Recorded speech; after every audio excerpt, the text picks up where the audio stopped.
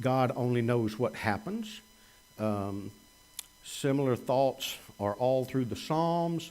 God is in control. Ecclesiastes 12:7 gives us the answer. It goes back to God who gave it. God gave animals breath as well. God gave man a soul. So in verse 22, we see the two I have seen. They're bookends here, and says, I have seen that nothing is better than that man should be happy in his activities, for that is his lot. For who will bring him to see what will occur after him? We do not know. So, God wants everyone to be happy in his activities and to enjoy life with God. That's what he wants. God doesn't want what? Did he come to condemn the world? What does God want? Everyone to be saved. Everyone to become a Christian and to end up in heaven and to be one of his children. For God so loved the world. John 3:16. He didn't say just us or just those who had. He loves the world. He doesn't want anyone to perish. So, how valuable is happiness? Especially if you compare it to sadness. Which one of those is better? Anybody rather be sad all the time than happy all the time? No. So happiness is definitely the answer. I prefer happiness. Okay, one who has died can not come back and tell us what happens next. After him, in verse 22, when he says what happens after him, could be referring to death, could be referring to the next generation, who may very well live and die before the judgment. We don't know. But we know that only God is in control. He's in control of time. He's in control of our lives. And only he knows what comes after. Fear appears 9 times in Ecclesiastes. Most frequently, it is defined fear of God, to hold in reverence, to hold in honor, to worship him. Only twice in Ecclesiastes is the word fear not referring to God. Okay, questions, comments about the end of chapter 3. I hope this isn't bothering y'all as much as it is me, but I cannot see y'all with these on, and I cannot see this without them. Questions, comments? All right, let's go into chapter 4. The commentator that I am reading says, beginning with chapter 4, it's hard to trace any basic argument in the text. The form is now similar to Proverbs. A few points that demonstrate organization, the repeated emphasis on wisdom, references to wealth in each section, deals with bleak ideas of the first 2 chapters, but with a godly viewpoint. Now then, when he starts off talking about oppression, to me, it can relate to men being like animals. You know, that's what he just talked about, maybe the spirits of man, but also the activities of man being like animals. If we are oppressing people, oppressing our brothers, there's always the dominant animal that rules over the rest of the herd, or that's the stronger of the ones, the strong survive. So to me, there may be a connection here of man being like animals. He says in verse 1 of chapter 4, I have looked again. That means that this is a new observation. He saw it once, now he's looked again at all the acts of oppression which were being done under the sun. And behold, I saw the tears of the oppressed, that they had no one to comfort them, and on their side, on the side of the oppressors was power, but they had no one to comfort him. So I congratulated the dead who are already dead more than the living who are living. But better off than them is the one who never existed, who has never seen the evil activity that is done under the sun. Boy, he's doing some heavy-duty thinking here, isn't he? He sees the oppression, both of the oppressor and the oppressed. He's looking at both sides of this theme. The oppressed are powerless. This troubled Solomon. In looking at mankind, he saw the abuse of power and the misery experienced by the afflicted. The oppressed had no one to comfort them, and they may be overcome by a sense of helplessness. Equally troubling was that cruel men are given power, given strength. He wonders, why does God allow this? So, oppression. A lot of people think that during the times of Solomon it was all peace. Nobody was fighting. Solomon was the man. He had everything going on, no oppression. What did we read about that Solomon had? Buildings, palaces, horses, chariots, gardens, pools, fruit-bearing orchards is what I mean, everything that you can imagine. We also read that he had homeborn slaves. He had slaves that had been bought. So what? You think everybody in Solomon's kingdom was just saying, getting up in the morning and saying, well, let's just go work. Let's just go do this. There was oppression. With all of this magnitude of investments, he had people working. Now, was Solomon the guy out there saying, hey, y'all do this and do that and do that? Well, he had people working for him, I'm sure.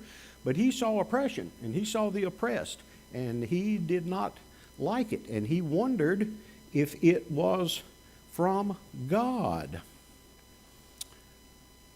Solomon had read Genesis, Exodus 22. We know that of being the commandments and Moses on the mountain. Genesis 22, verses 21 through 24 says, and you shall not wrong a stranger or oppress him, for you were strangers in the land of Egypt. You shall not afflict any widow or orphan. If you afflict him at all, and if he does cry out to me, I will surely hear his cry, and my anger will be kindled, and I will kill you with the sword, and your wives shall become widows, and your children fatherless. Does God like oppression? No, he does not. So when we look, generally, I'm jumping ahead in my notes, mainly because I can't see them. What were the sins of the children of Israel? What were the two biggies? Well, we just talked about them. False worship, worshiping idols, worshiping false gods, not loving God. Oppression of widows and orphans. Not loving your fellow man. Anybody here remember anything that Jesus said about those two topics? Solomon's already saying them 1,000 years before Jesus is born. Do not oppress your fellow man. Do not fall away from God. So we see that God wants everyone to strive to equality and justice. And again, he sees this under the sun. Where does that mean? Everywhere. It's done everywhere, no matter where you are. It's done under the sun. As I said earlier, there was argued that there was no oppression during the peaceful reign of Solomon, but when the kingdom was taken away from Solomon, northern kingdom given to Jeroboam, southern kingdom given to Rehoboam. Rehoboam goes to the advisors, the priests, and those who were trying to help him, and they said, look, you need to be easy on these people, and they'll follow you much, much better if you'll be easy on them and help them. And you know, he says, man, if you think they were oppressed before, wait until now. I'm fixing to put the hammer on them. There was oppression. Even though there was peace, it wasn't necessarily from outside forces of war. It was from internal sources of oppression. And Solomon saw it even before he died, and he did not like it.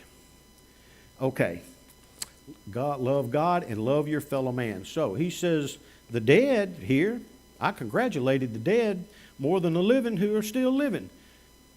And even better than that, those who never have been born. Well, what's the concept there? Maybe a spiritual idea that the ones who are oppressed, if those oppressors die, you can say, good riddance, we're glad you're gone.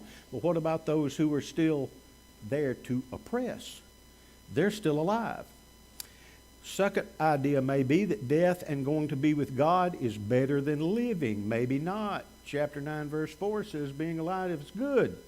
It's good to be on this earth. God made everything good for us. Being alive with God is better than being dead without God, because he's already said nobody really knows what happens to us after we're gone.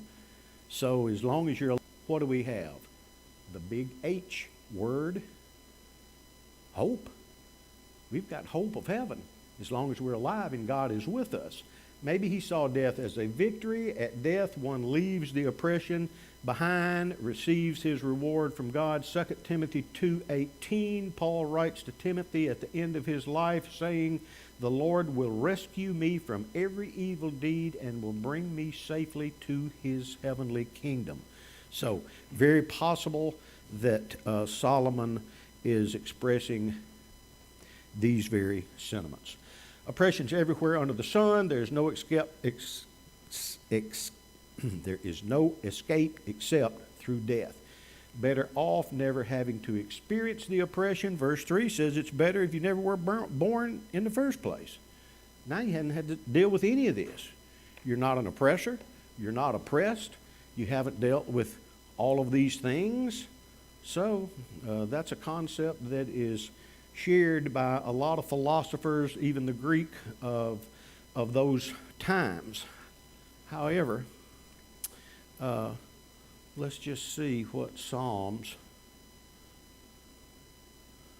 says. I think Asaph, I made that note. I didn't remember that.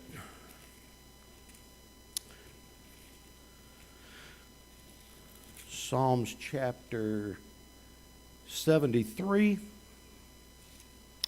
21 says, and when my heart was embittered, when I was pierced within, then I was senseless and ignorant. I was like a beast before them. Okay, brings up the same animal idea. Nevertheless, I am continually with thee. Thou hast taken hold of my right hand. With thee thy counsel will guide me, and afterward receive my glory. So, when I am in heaven with thee and beside thee, I desire nothing on earth. My flesh and my heart may fail, but God is the strength of my heart and my portion forever. For behold, those who are far from thee will perish. Thou hast destroyed all those who are unfaithful to thee, but as for me, the nearness of God is my good. So, we see that things are better after death if you have lived with God. So I think that kind of answers our question. We read here that God will repay. Romans 12:19, who does vengeance belong to? Don't take it ourselves. Vengeance belongs to God. So, all right. Questions, comments about these things? Yes, ma'am.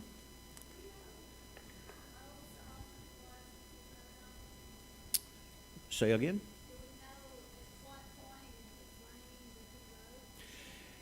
Just because of the fact that now he has returned with his heart so much to God, I personally feel that it was toward the end of his life, that he had come back to his senses, he had come back to God.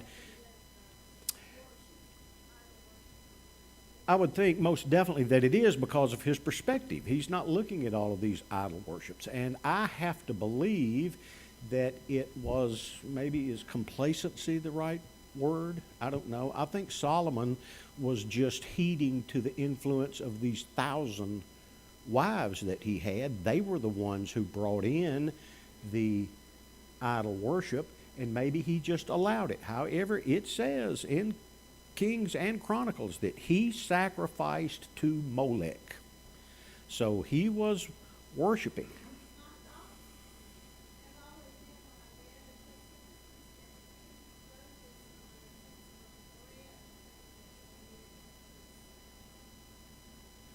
I feel that you are correct. She's saying that she feels like Solomon wrote these things later in life with a sense of regret from what he had done, because he said earlier on, I hated my life. I hated what was going on. Now he's talking about the beauty with God, and I'm not in the judging position. That's way above my pay grade. But I find it hard to believe that the wisest man, with the exception of Jesus, that ever lived on this earth, who wrote numerous verses from Proverbs, Ecclesiastes, and Song of Solomon, that God would include instruction to us from someone who's going to hell. Now, once again, not my call, and don't say that, but I just feel like that Solomon is in his right mind. God said, because of what you've done, I'm taking this away from you. I'm tearing it away from you. But I'm not going to do it during your lifetime because of how much I loved David. But we read also in 2 Samuel that God changed his name from Solomon to Jehoiada because he was beloved of God. We see in Chronicles that God became angry with Solomon in his actions, and because of that, he did the things that he did with the divided kingdom. We talked about that at the beginning of this study. That was all part of God's plan, because the beginning of chapter 3 tells us it's a time for everything. And it was time for God's people to be divided, for them to be carried off into captivity. The Daniel program that we studied once again with Michael last week, all of that was in God's plan. And it was leading up to Jesus Christ coming. Final days, end of all of this stuff that we're worried about. So I think you're correct, and I think that we are correct in our assumption that it was written later in his life, near to his death. Jimmy, thoughts?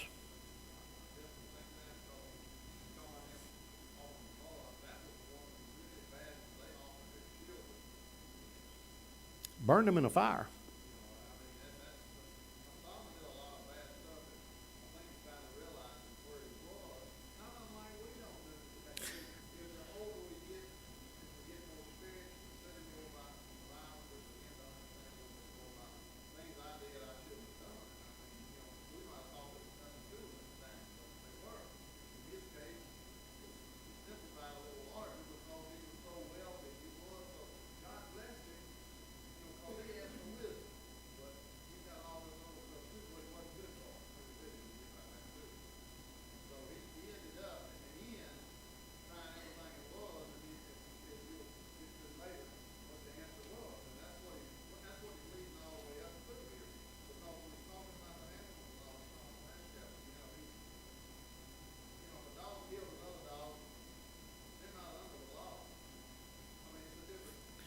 Right.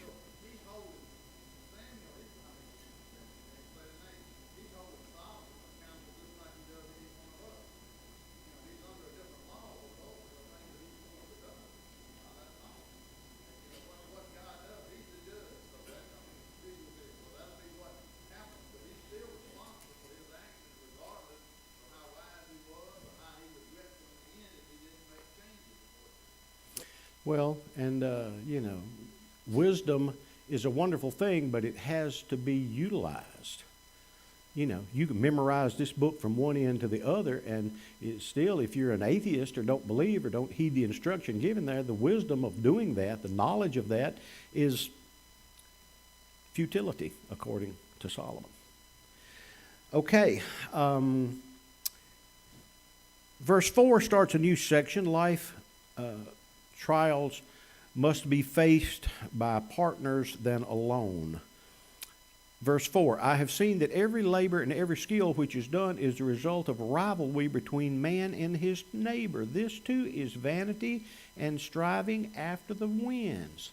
I entitled this section in my notes, Keeping Up with the Joneses.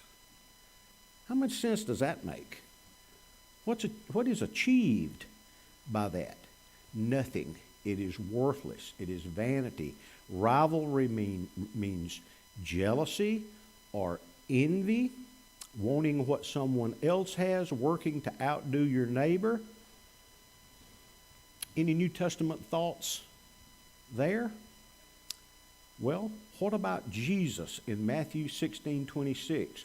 What good will it do a person if he gains the whole world but forfeits his soul? Or what will a person give in exchange for his soul? Jesus also told the parable of the rich young ruler. He said, "Beware and be on your guard against every form of greed, for even when one is affluent, does his life not consist of his possessions?" It's who you are. It's not what you got. That is totally worthless. It is a vanity, according to the wisest man that wrote. What about the 10 Commandments? How many of those are not coveting your neighbor's wife, not coveting you? All of these things, man. This keeping up with the Joneses, you work your whole life for nothing. He's going to talk about that just shortly. Verse 5 said, "The fool folds his hands and consumes his own flesh. One hand full of rest is better than two fists full of labor and striving after the wind." Okay, stop there. So the fool folds his hand in rest and does what? Consumes his flesh. What does that literally mean? He doesn't have anything to eat. He starves to death. He's not working. He folds his hand in rest. I'm resting. I'm not going to do anything. And what's going to happen to that guy? He's going to starve to death. So it's better to have one hand full and the other one at rest, because if you've got both hands full and you're steady grabbing and snatching and grabbing, what? What are you going to have? No peace. And if you do gain a lot of stuff, what's that going to be worth? Well, maybe you won't starve to death, but what happens after that?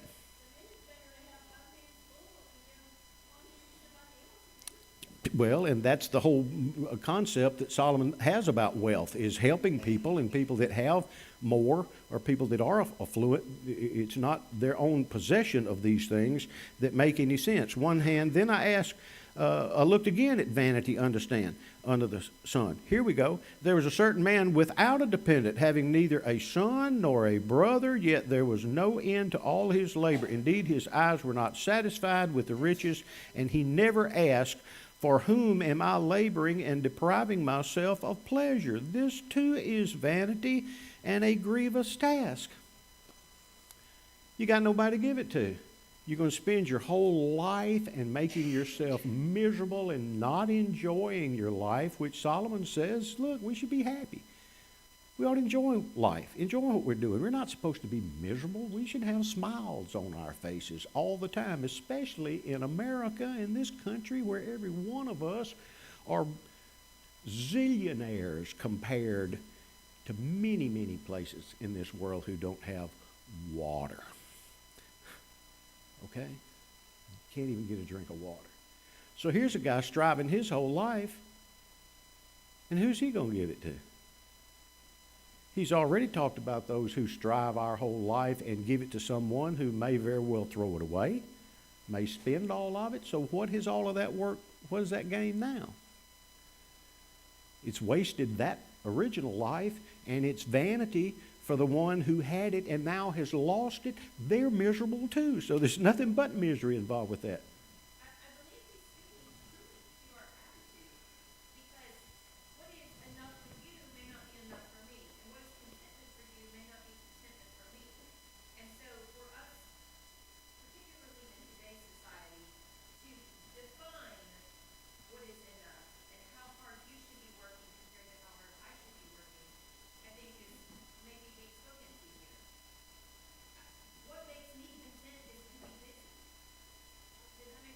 Sure.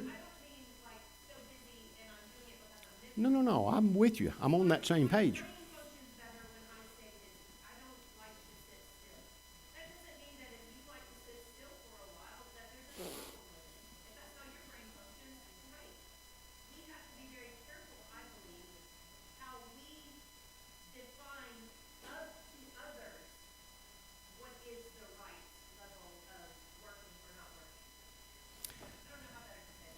Well, no. I know exactly what you're saying, because The whole theme of Ecclesiastes, to me, as well as many of the prophetic writings of the New Testament, and so much of what Jesus was trying to explain to the Pharisees and the Sadducees, was the difference between physical possessions and spiritual, your thoughts and your attitudes. So 100% that's what he's talking about. It's the difference between physical things and the difference between spiritual things. And that's the difference between the old law and the new law. It's what was preached by the prophets all through and what was preached by Jesus, even saying, what does it matter if you gain the whole world and lose your soul? I got so many, I got to tear down these barns and I'm going to build more. I got so much stuff, I'm building more barns to hold all of my stuff. And Jesus says, you fool, tonight and tomorrow, all that stuff. So Solomon's addressing these very issues right here. All right, verse 7, then I looked again at the vanity under the sun. He's taking a different perspective. There was a certain man, no, we've already read that. Certain man without a deposit. All right, verse 9, 2 are better than 1 because they have good return for their labor. For if either of them falls, then one will pick up his companion, but woe to the one who falls when there is not another to lift him up. Furthermore, if 2 lie down together, they keep warm. But how can one be warm alone? And if one can overpower him who is alone, 2 can resist him. A cord of 3 strands is not quickly torn apart. Well, the 9th vanity could be referring to the man with both hands full, but he says, I looked again, so he's kind of making a bridge to a new topic here. He sees a man stockpiling riches. He has no partner, no son, no brother. We talked about that's the 9th vanity. So a wealthy man in verse 8 appears to be alone. He doesn't have anyone to pass this down to. Companionship, number 1, it gets done faster. How many times do we say, well, 2 heads are better than 1? Yeah. Well, I can't pick this up, but if somebody is there with me, we can get it done. That's the idea of our church and our fellowship and our relationships within our church. We have support, mutual care, help. What about the missionary journeys? Paul go out on most of those things by himself? No. Barnabas, Silas. When Jesus sent out the apostles, did he just send them out just one by themselves? He sent them out in pairs or as a group. So we see this same concept following through New Testament application with the thoughts that Solomon has here. This is a word I did not know. Perhaps y'all do. It's called synergism.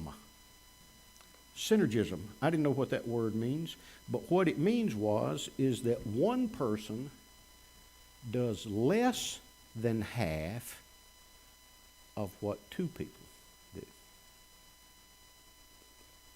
And I stopped and thought about that, and it's like, yeah, that one person does less than half of what 2 people can do. If there are 2 folks helping and doing, you can get it a lot faster than if you work the same amount of time by yourself.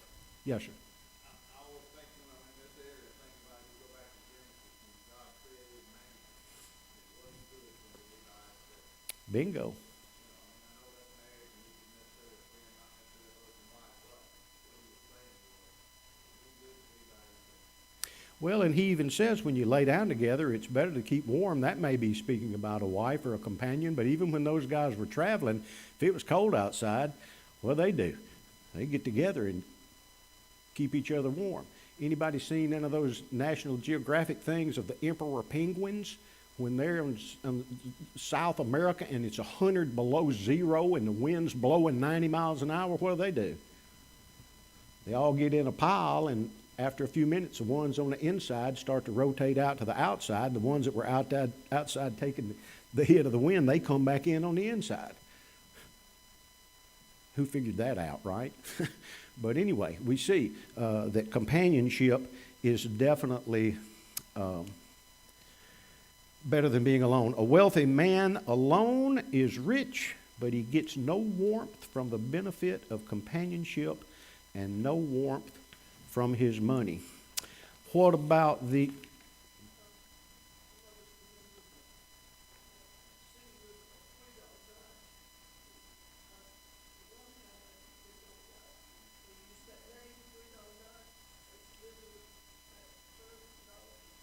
I remember the band. I don't know. I guess it's referring to the three people in the night are warmer than one.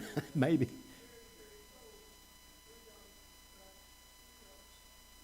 Sure. Pile up. Get some warmth. Also, we end this thing by saying, well, maybe I hadn't gotten there. What about the parable of the Good Samaritan? What about that guy? What was his problem that was traveling from?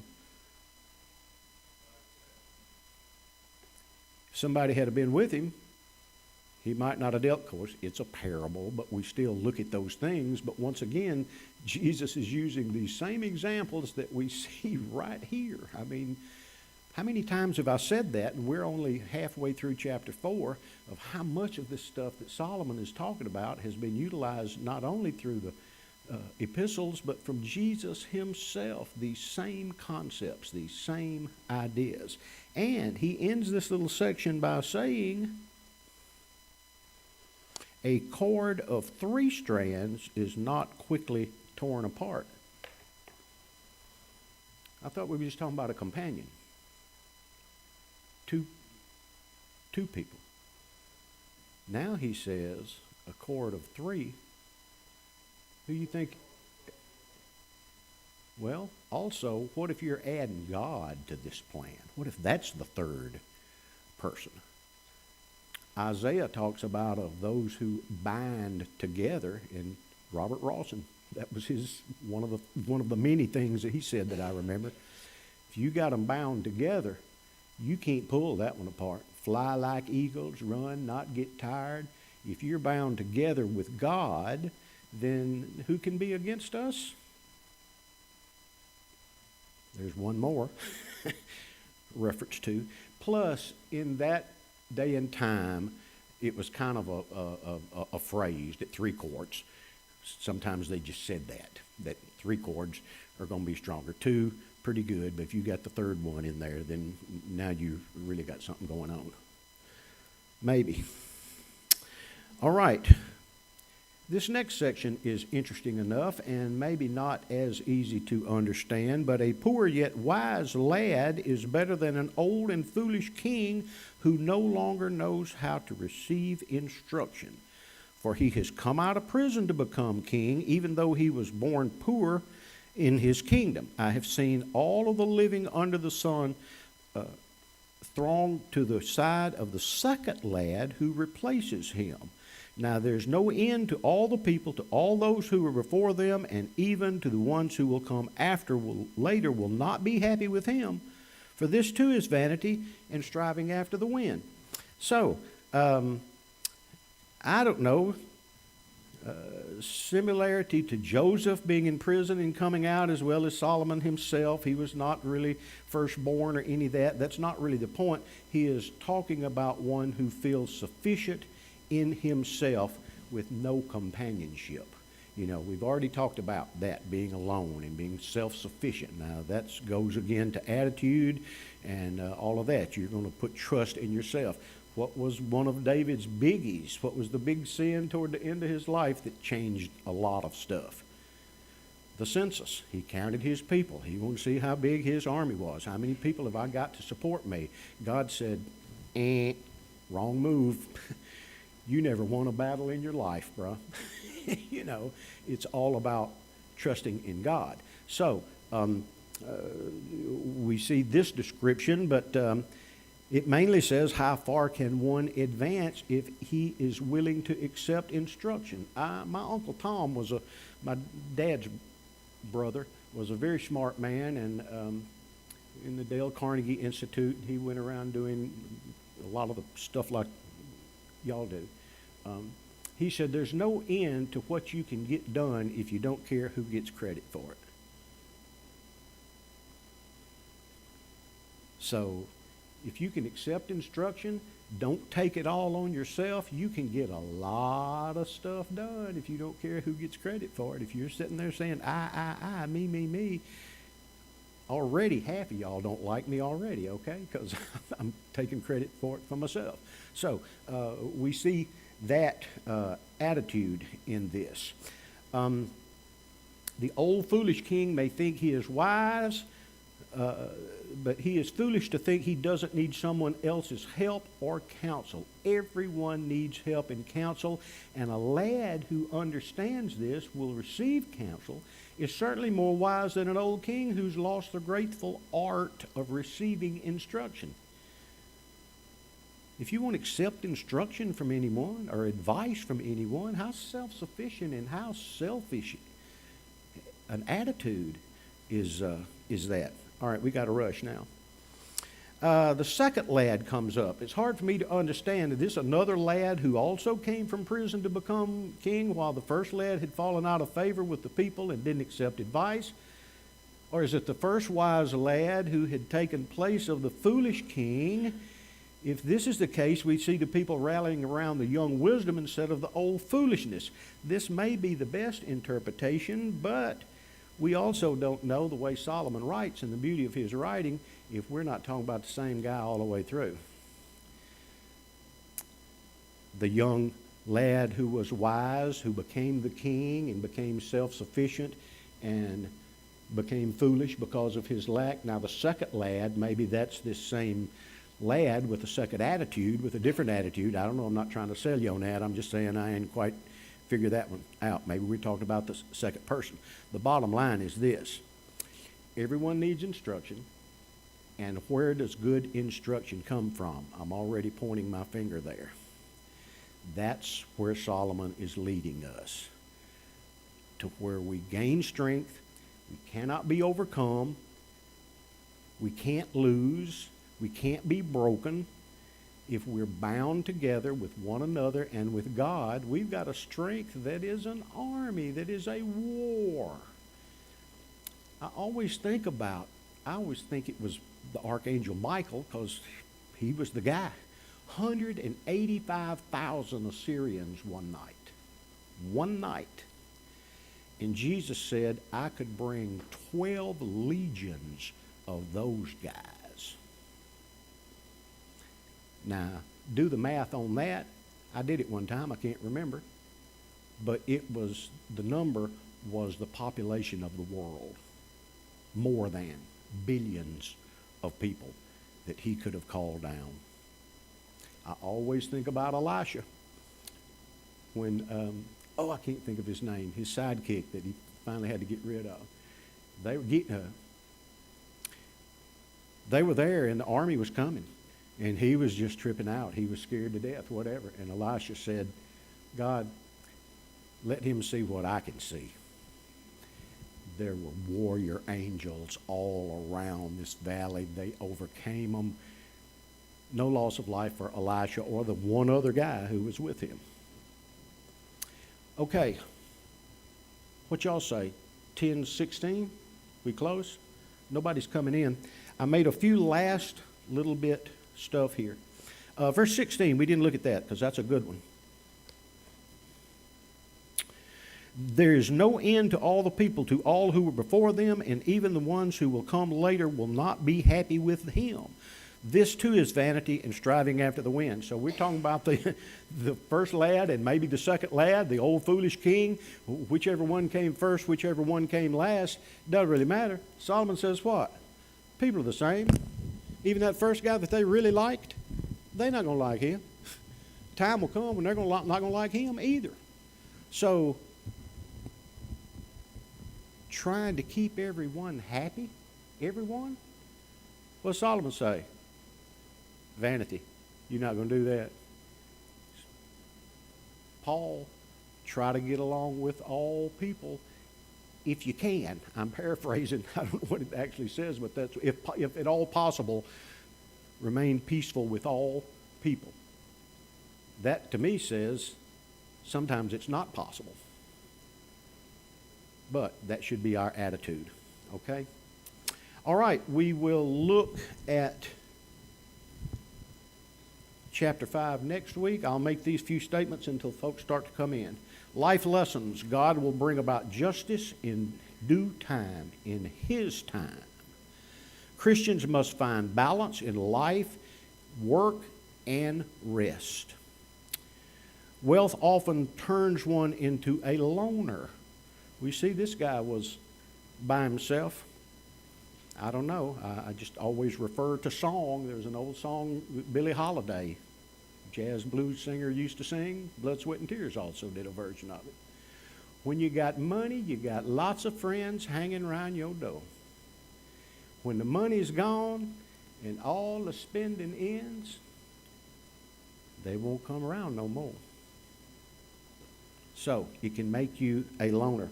Wise people accept advice. Ignore advice or failing to seek it is a sure formula for failure. Power, position, and popularity. I like alliteration. Power, position, and popularity are poor goals for a person's life. These traits do not give satisfaction. They can be lost as quickly as they were gained. We should seek God's approval rather than man's. We probably got time for me to read this last verse from Galatians. Galatians, Ephesians, 1st, 2nd Corinthians, Galatians 1, 10 through 12. Galatians 1, 10 through 12 says, "For am I now seeking the favor of men or of God?" Okay, just what you were talking about, Tracy. "Or am I striving to please men? If I were still trying to please men, I would not be a bondservant of Christ." You're not going to be able to please them. You might please them for a little while, but sooner or later they're not going to like you either. Thank you all for your attention this morning. We'll go into